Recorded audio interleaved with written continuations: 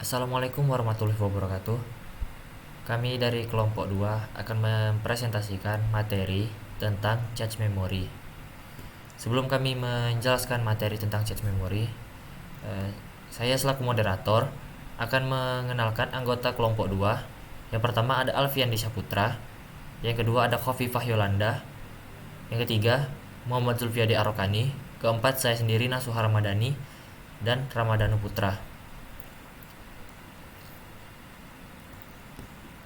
Untuk materi pertama yaitu cache memory. Pada cache memory terdapat submateri cache memory, fungsi cache memory, level cache memory, kapasitas cache memory, dan ukuran blok.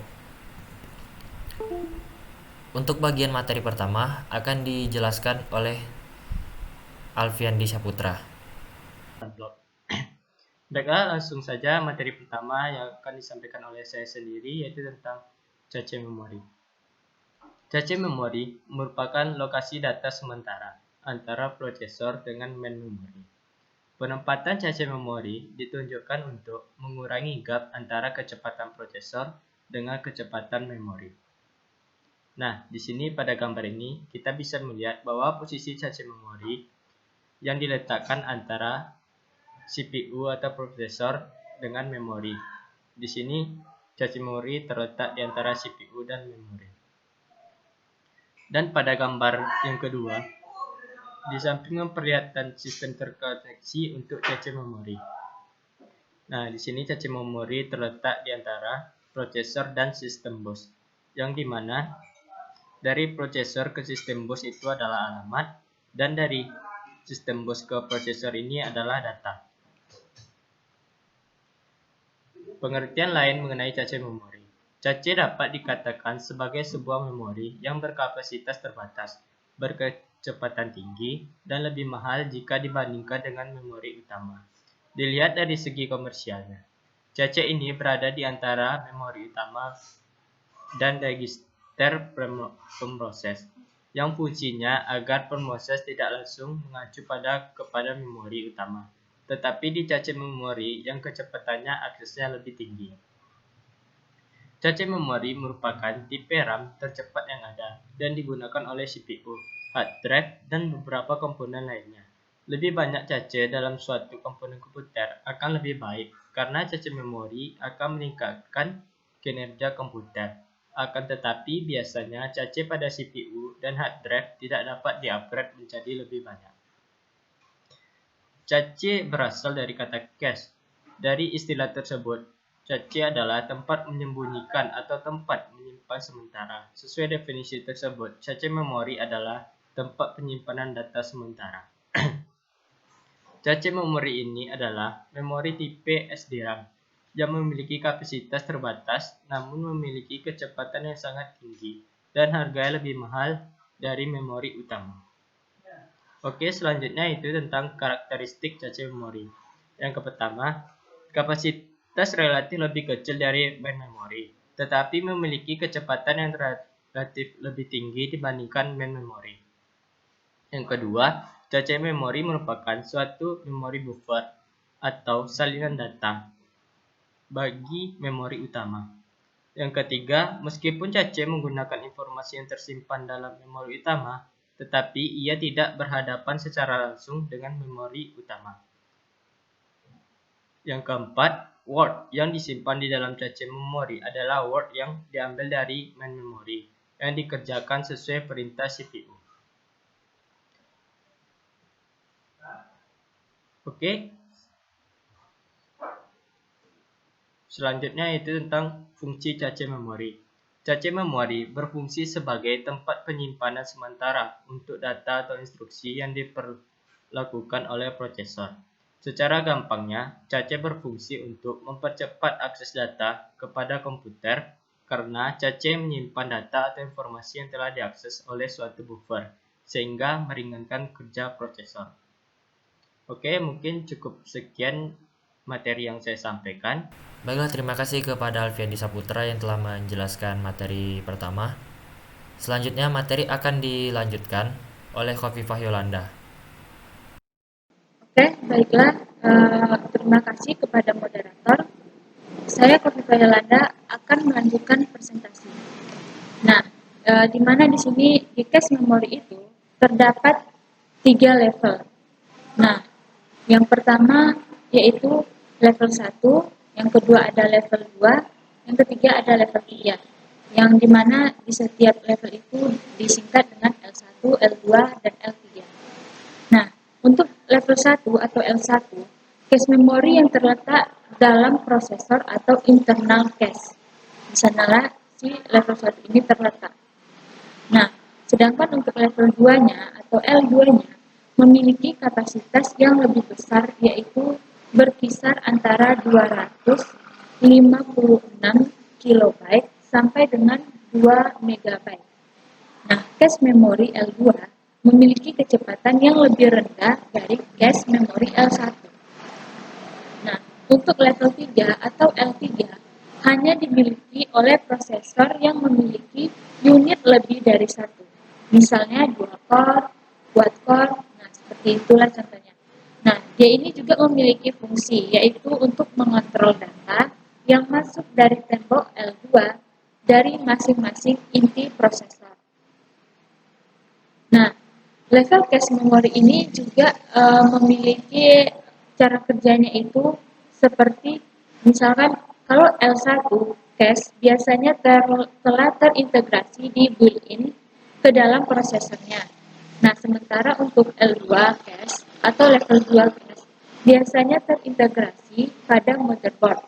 Nah, dia itu bersamaan dengan L2 cache. Nah, namun beberapa prosesor kini menggabungkan L2 cache serta L1 cache, dan bahkan beberapanya lagi juga menggabungkan L3 cache. Nah, dia ini kecepatannya itu yang paling tinggi terdapat pada level 1 atau L1 cache, terus kemudian menurun ke L2 cache dan L3 cache. Nah, namun kebalikannya, semakin besar angka cache, maka semakin besar pula kapasitas penyimpanan datanya.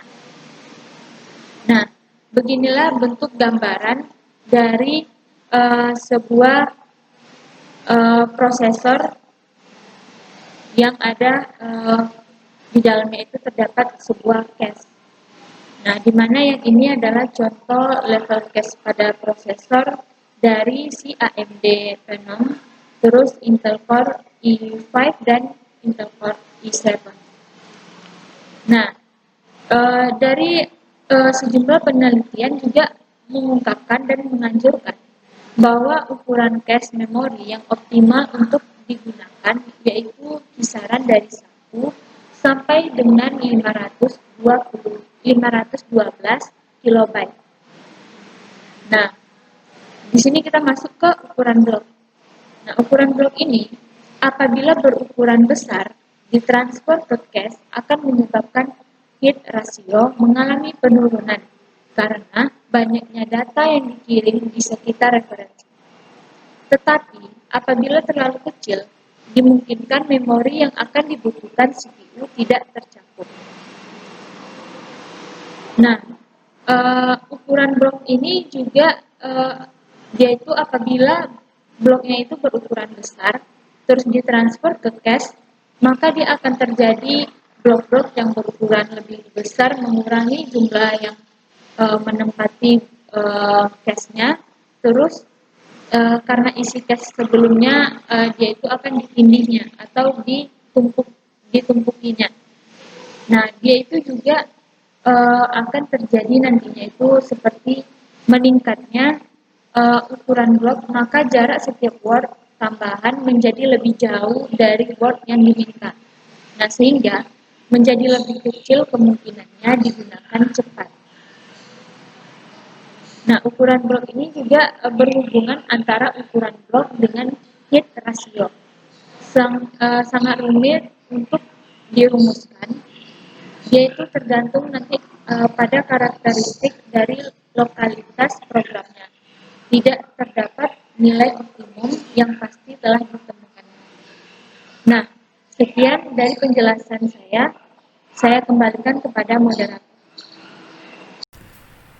Baiklah, terima kasih kepada Khofifah Yolanda yang telah menjelaskan materinya.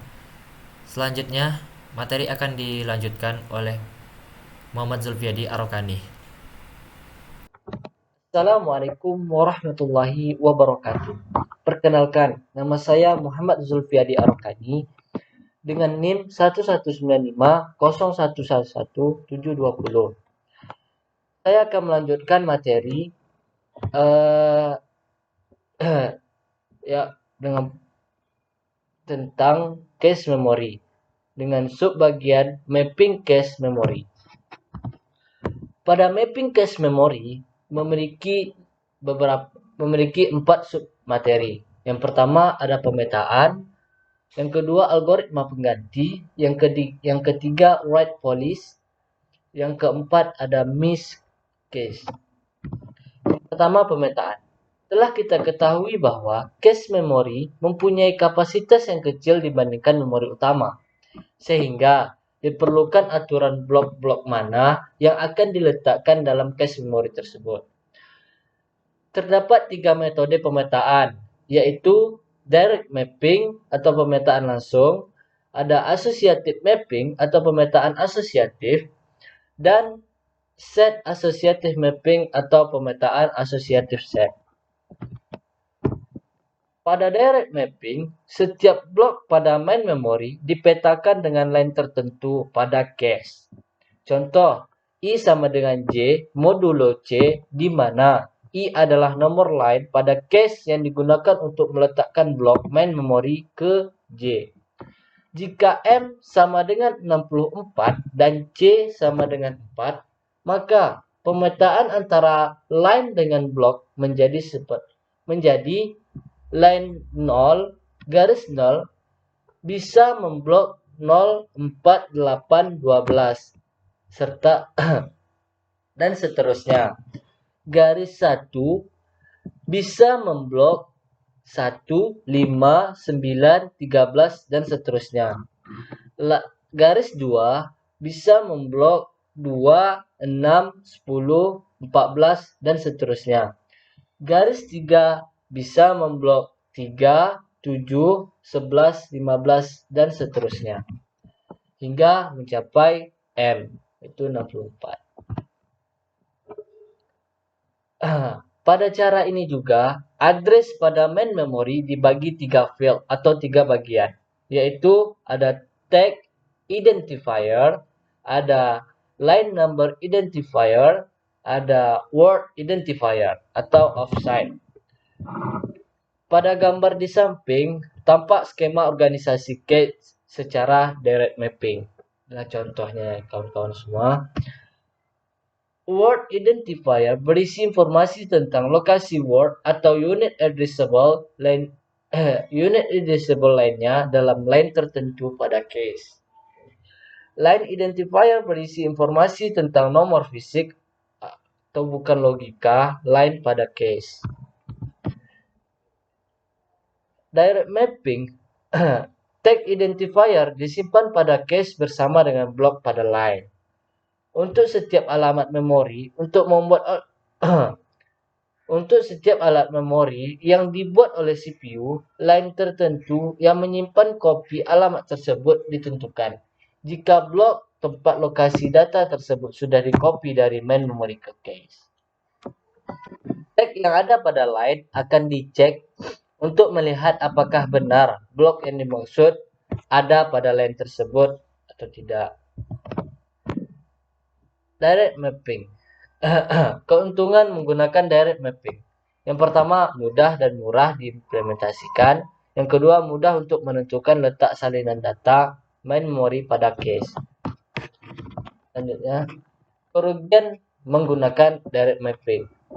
Setelah ada setiap blok main memory hanya dipetakan pada satu line saja. Terkait dengan sifat lokal pada main memory, sangat mungkin mengakses blok yang dipetakan pada line yang sama pada cache.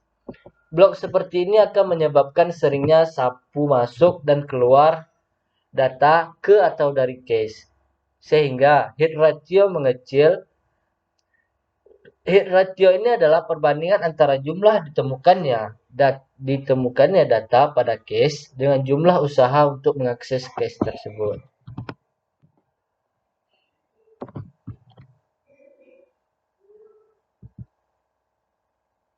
Oke. Mungkin itu saja yang dapat saya sampaikan. Lebih dan kurang saya mohon maaf. Saya kembalikan kepada moderator. Terima kasih semua. Assalamualaikum warahmatullahi wabarakatuh. Baiklah, terima kasih kepada Muhammad Zulfiadi Arokani yang telah menjelaskan materi sebelumnya. Selanjutnya saya akan melanjutkan penjelasan yang sebelumnya.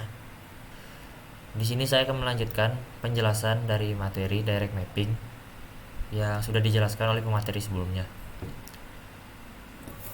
Pada gambar sebelah kiri terdapat gambar contoh pengalamatan direct mapping.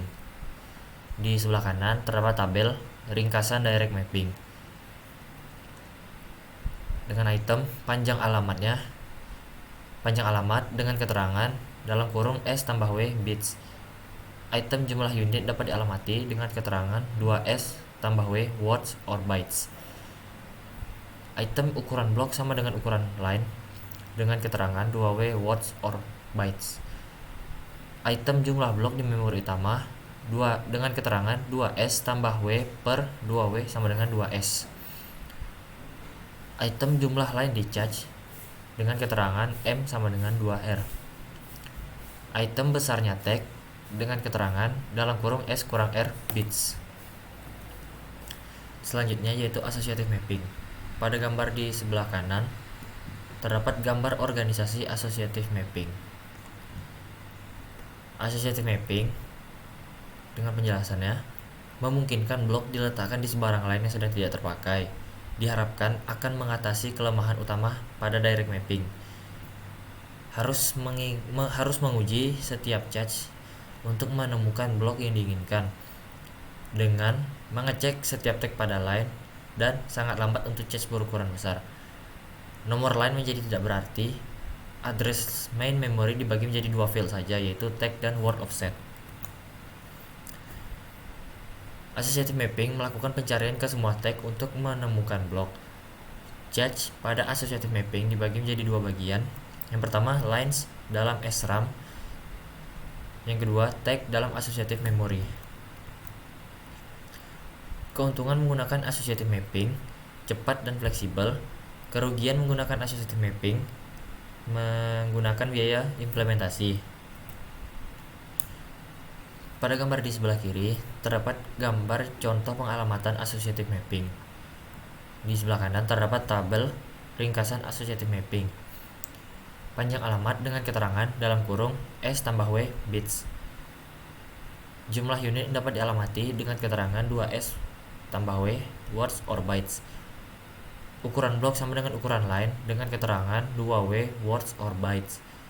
Jumlah blok di memori utama dengan keterangan 2S tambah W per 2W sama dengan 2S. Jumlah line di cache dengan keterangan undetermined. Besarnya tag dengan keterangan S bits.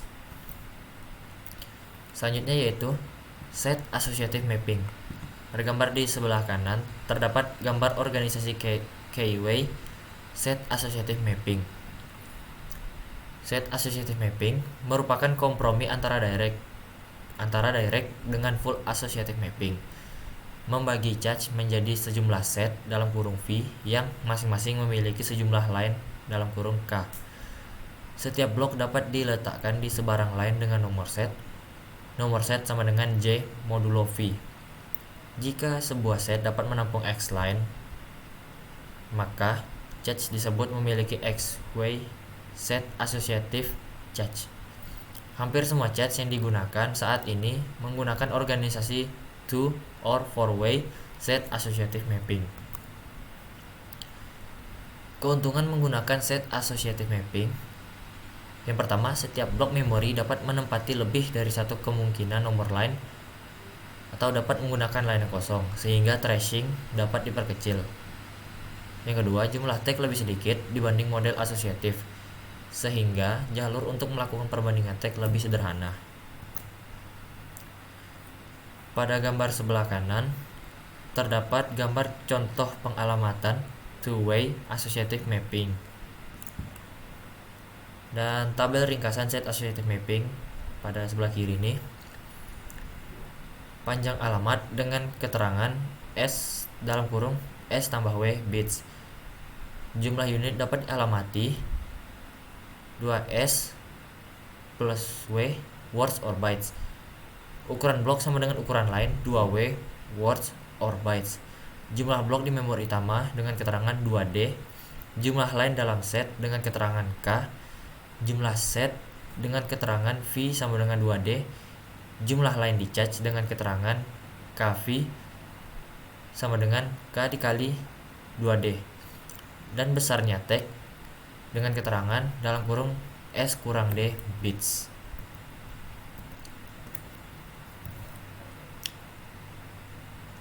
Baiklah, sekian penjelasan materi dari saya.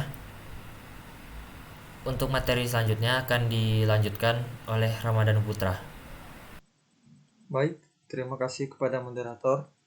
Saya Ramadan Putra akan menjelaskan submateri tentang algoritma penggantian, kemudian write polish, dan miscatch. Algoritma penggantian. Algoritma penggantian yaitu suatu mekanisme pergantian blok-blok dalam cache memori yang lama dengan data baru.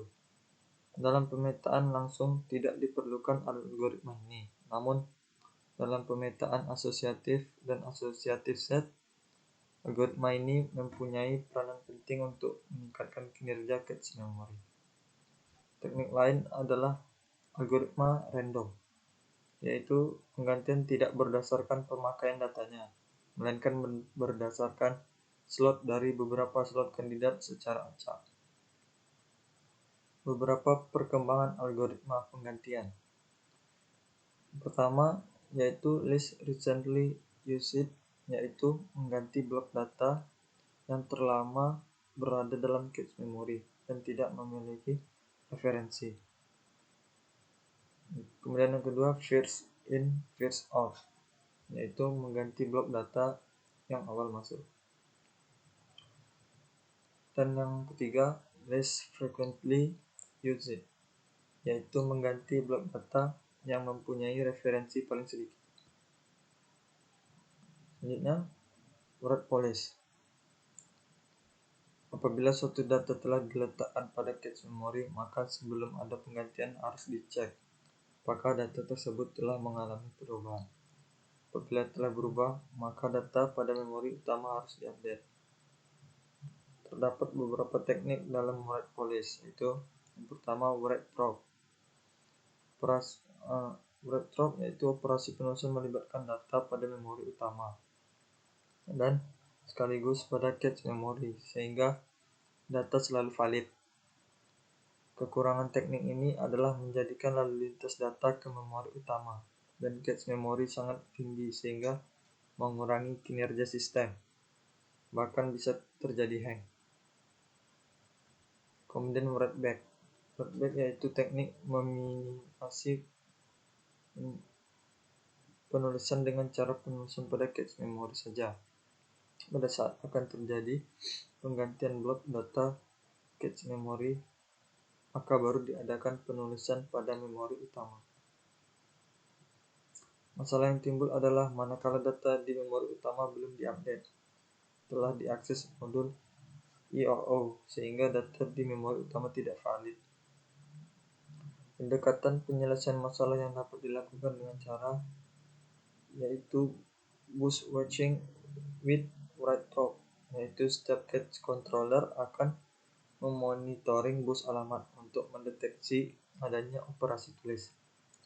Apabila ada operasi tulis di alamat yang datanya digunakan bersama, maka cache controller akan menginvalidasi data cache-nya.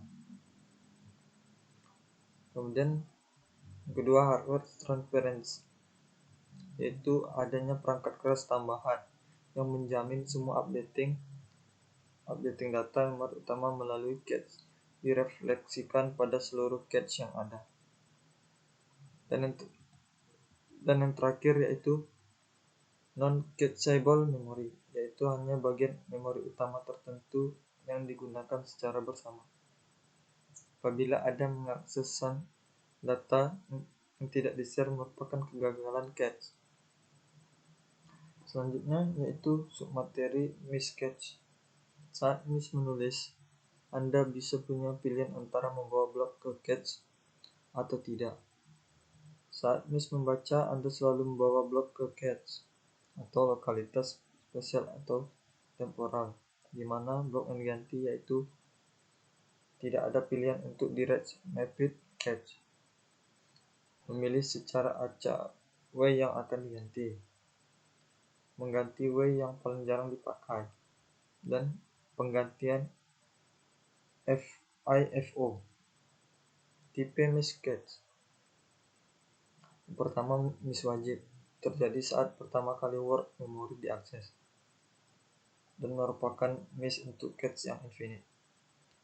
Miss kapasitas terjadi karena program menyentuh banyak word yang lain sebelum menyentuh ulang word yang sama, dan merupakan miss untuk cache foliage associative. Selanjutnya, miss konflik terjadi karena dua word dipetakan ke lokasi yang sama di cache, dan merupakan miss yang terjadi ketika berganti dari cache foliage associative ke direct mapped. Baik, cukup sekian penjelasan dari saya. Saya kembalikan pada moderator. Baiklah, terima kasih kepada Ramadhanu Putra yang telah menjelaskan bagian materi terakhir. Dengan berakhir penjelasan dari materi tadi, berakhir pula presentasi dari kami kelompok 2. Kami mohon maaf apabila ada kesalahan maupun kekurangan. Terima kasih. Wassalamualaikum warahmatullahi wabarakatuh.